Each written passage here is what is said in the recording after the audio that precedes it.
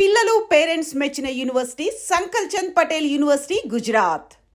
Purnodaya pictures అనగానే ఒక experiment అనేది ఉంటుంది. అంత అవును. ఈజీగా తీసుకుంటారా లేదా అనేది ఆ! అడుగెయ్యాలి అనుకుంటే రిస్క్ ఏమో అనేటువంటి. ఇప్పుడు మీరు 'సిరిసిరి మువ్వ' తీసుకున్నా, అంతే. 'తయారమ్మ బంగారయ్యన', హ్మ్. 'శంకరాభరణమైన', 'స్వాతి ముత్యం', 'సాగర సంగమం' అన్నీ ప్రతీదీ కూడా రిస్కీ అండి అది. అన్నీ అందులో ఒక డిఫరెంట్ టిపికల్ ఎలిమెంట్ ఏదో కనిపిస్తుంది. ఇప్పుడు 'స్వాతి ముత్యం' కూడా కమల్ హాసన్ లాంటి గారిని ఆయన పెట్టుకోవడం ఏంటి? అసలు అదే. మీరు ఎన్నుకున్న ఆ నేపథ్యం ఏంటసలు? ప్రతీదీ ఎక్స్‌పెరిమెంటే అందులో. అన్నీ ప్రతీదీ ఎక్స్‌పెరిమెంట్ అండి. నిజమే. హ్మ్. అన్నీ అంటే అన్ని ప్రతీదీ నమ్మకం నాన్నగారికి, ఇది విశ్వనాథ్ గారి మీద నమ్మకం, హ్మ్. కథ మీద నమ్మకం, డైరెక్టర్స్ మీద వాళ్ళ కాంబినేషన్ ఈయన చిన్న చిన్న సజెషన్‌లు ఇచ్చేవారు. ఇది. అంటే ఏదైనా కూడా 4 వాల్స్ మధ్యలోనే ఉండేదండి. హ్మ్. ఈ డిస్కషన్స్ అన్నీ. షూటింగ్ స్పాట్‌లో అసలు ఇంటర్ఫియర్ అయ్యేవారే కాదు నాన్నగారు. ఓకే. ఎందుకంటే అక్కడ అవ్వకూడదు ఏదైనా ఉంటే 4 హ్మ్. వాల్స్‌లోనే. అయిపోయిన తర్వాత డైరెక్టర్ గారు ఆ సీన్ అలా చేస్తే బావుంటదేమో. ఇది క్లైమాక్స్. క్లైమాక్స్ దగ్గర వచ్చేది ఎప్పుడు. హ్మ్. హ్మ్. హ్మ్. Discussions okay. అందరికి. హ్మ్. ఇప్పుడు 'తాయారమ్మ బంగారయ్య' సినిమాలో హ్మ్. గెస్ట్ రోల్ చేసినటువంటి చిరంజీవి గారు, హ్మ్. ఆ తర్వాత 'స్వయం కృషిలో' చేశారు, ఆ! 'ఆపద్బాంధవుడులో' చేశారు, హీరోగా చేశారసలు. అండ్ హీరోగాను ఆయన చేసిన క్యారెక్టర్‌లు కూడా ఎలాగా చాలా డిఫరెంట్ రోల్స్. చాలా డిఫరెంట్. హ్మ్. ఒక చెప్పులు కుట్టుకునేవాడి క్యారెక్టర్ ఆయన అప్పటికే సుప్రీం హీరో. ఓ రేంజ్‌లో ఉన్నారు పెద్ద ఇంకా. రేంజ్‌లో ఉన్నాయన. ఆయన ఇలా ఈ సబ్జెక్ట్ ఆయన ఫస్ట్ చేయగలడా? చేయగలడే కాదు. హ్మ్. ఆయన ఒప్పుకుంటాడా? హ్మ్. ఎందుకంటే ఆయన ఇమేజ్ ఏమో పెద్ద మాస్ ఇమేజ్. ఇది. చెప్దామా వద్దా అని కూడా డైలమాలో ఉన్నారు నాన్నగారు, ఇదే విశ్వనాథ్ గారు. హ్మ్. ఇది. నాన్నగారు అన్నారు చెప్పి చూద్దాం సార్ ఆయనకి అసలు చెప్పి చూద్దాం. ఆయనకి ఇదైతే ఓకే లేకపోతే వేరే సబ్జెక్ట్‌కి అని. హ్మ్. చెప్పగానే నేను చేస్తాను అన్నారు ఆయన. అద్భుతమైన క్యారెక్టర్ అది నేను చేస్తాను హ్మ్. అని. అప్పటిదాకా ఆయన కాస్ట్యూమ్స్ ఇది అన్నీ ఓహ్! మొత్తం చాలా పెద్ద ఇది. ఎందుకంటే ఆయన ఒక షర్ట్ ఏసారంటే అది మొత్తం అందరూ స్టైల్ రిలీజ్ అయిన తర్వాత స్టేట్‌మెంట్. స్టైలు హ్మ్. ఇదే అభిమానులందరూ కుట్టించేవారు. అలాంటి ఆయన చాలా ప్లాట్‌ఫార్మ్‌లో ఉన్న షర్ట్‌లు అలాంటియన్నీ కొనమన్నారు. కాస్ట్యూమ్స్. హ్మ్. క్యారెక్టర్‌కి తగ్గట్టుగా. చెప్పులు కుట్టుకునే ఇది నేర్చుకున్నాడాయన. హ్మ్. ఒక చెప్పులు కుట్టేవాళ్ళని ఇంటికి పిలిపించుకొని నేర్చుకున్నాడు. అది అబ్జర్వ్ చేసేవాడు ఎలా కుడుతున్నాడు ఇదని. హుహు. అంత డెడికేటెడ్‌గా చేశాడండి ఆయన క్యారెక్టర్. హుహు. అందుకే ఆయనకి ఆ సినిమాలో ఫస్ట్ టైమ్ ఇది ఈ అవార్డు, నంది అవార్డు. ఉత్తమ నటుడిగా ఫస్ట్ టైమ్. ఆయన. చాలా అద్భుతంగా చేశాడు ఆ క్యారెక్టర్ ఆయన. ఎందుకంటే అప్పటిదాకా ఆయనకి అలాంటి క్యారెక్టర్ రాలేదు. అంటే హ్మ్. మాస్ ఇమేజ్ ఆయనకి. అవును. పెద్ద మాస్ ఇమేజ్ ఇది. ఫైట్స్ అవలీలగా చేసేసేవాడు ఆయన. ఇది డాన్స్ అందరికీ తెలిసింది అది టోటల్‌గా. ఇంత గొప్ప నటుడున్నాడా ఆయనలో హ్మ్. అని ఈ సినిమా ద్వారా 'స్వయం వచ్చింది. కృషితో'. 'స్వయం కృషి'. తర్వాత 'రుద్రవీణ' ఆయనది బాలచంద్ర గారిది. దాని తర్వాత మళ్ళీ 'ఆపద్బాంధవుడు.' హ్మ్. ఇయన్నీ ఆర్టిస్టుగా అన్ని వేరియేషన్స్ వేరియేషన్స్ ఉన్న చూపించారు. ఇది క్యారెక్టర్స్ అవును. ఆయన. హ్మ్. సో, ఆయన్ని గెస్ట్ రోల్‌లో చేసినప్పుడు మీరు చూసారు. ఆ హ్మ్. తర్వాత 2 సినిమాలు 'పూర్ణోదయా'లో చేసినప్పుడు హీరోగా చేసినప్పుడు చూసారు. ఆ తర్వాత ఆయనతో కలిసి 'మాస్టర్' అనే సినిమాలో మీరు యాక్ట్ కూడా ఆ! చేశారు కదా! ఆయన 'మన ఊరి పాండవులు' చూసిన తర్వాత మాది 100 డేస్ ఫంక్షన్ అయిందండి. హ్మ్. అప్పటికే ఫుల్ నాకు బాగా నచ్చేసింది ఆయన అంటే బాగా. ఈయన పెద్ద ఆర్టిస్ట్ అవుతాడని నేను మా ఫ్రెండ్ ఇంకొక ఆయన ఉండేవారు స్కూల్‌లో. హ్మ్. పెద్ద పెద్ద కళ్ళు అది ఆంధ్రాకొచ్చినప్పుడే చూసాం ఈ సినిమా. ఓకే. అంటే ప్రివ్యూస్ ఉండేయి అక్కడ మెడ్రాస్‌లో అది. ఆంధ్రాకి వచ్చినప్పుడు ఒకసారి చూసి మళ్ళీ చెన్నైలో రిలీజ్ అయిన తర్వాత. హ్మ్. అప్పుడు 2, 3 సార్లు చూసాం. సో, చిరంజీవి గారు రాంగానే నేనే తీసుకొచ్చి గబగబా కూర్చోబెట్టి అప్పుడు 100 డేస్ ఫంక్షన్‌కి.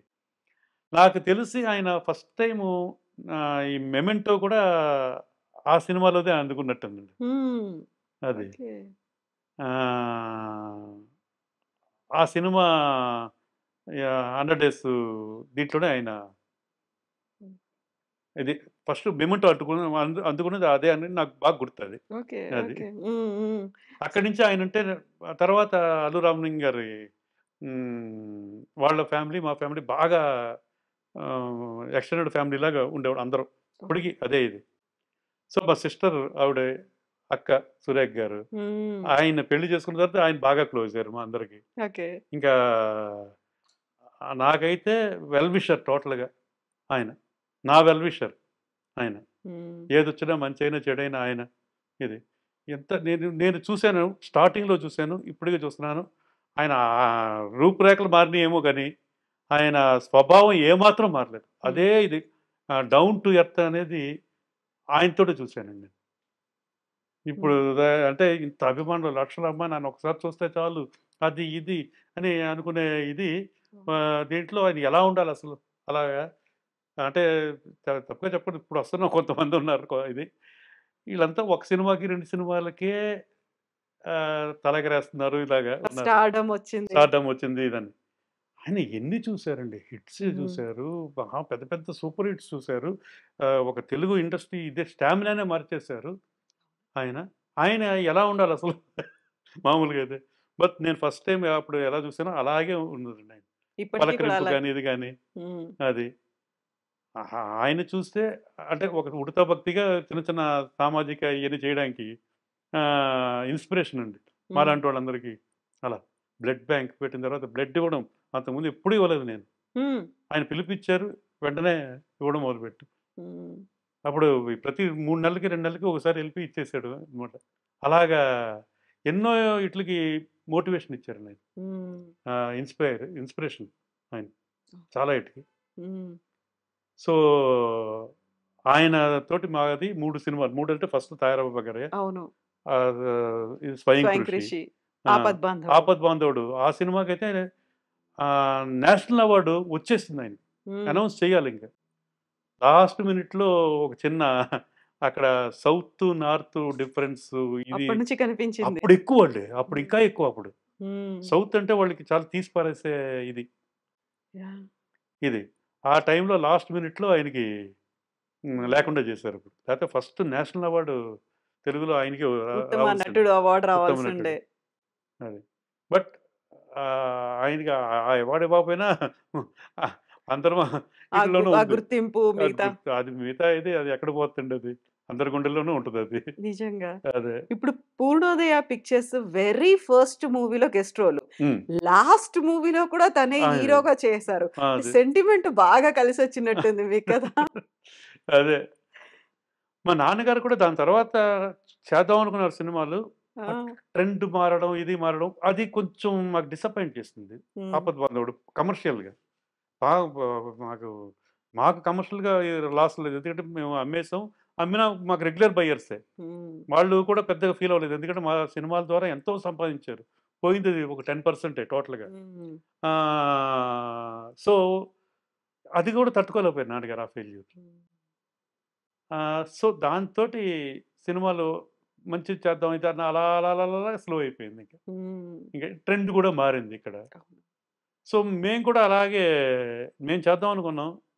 ఈ ట్రెండ్కి చూసి మేము అన్ని రకాల సినిమాలు చేయలేవు అప్పుడు.